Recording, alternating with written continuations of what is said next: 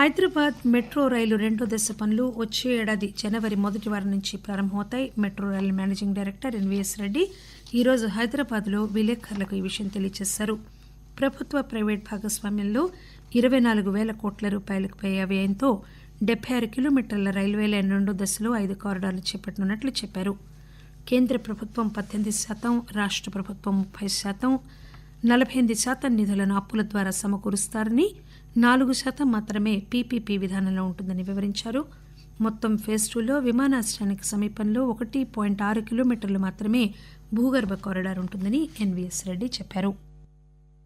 Phase 1 we did 3 corridors, that is 69 kilometers. In phase 2 76.4 kilometers we are doing 5 corridors we are doing. All these 5 corridors are mainly extension corridors. We are extending on both sides and we are also doing a separate airport metro corridor connecting all the existing 3 corridors.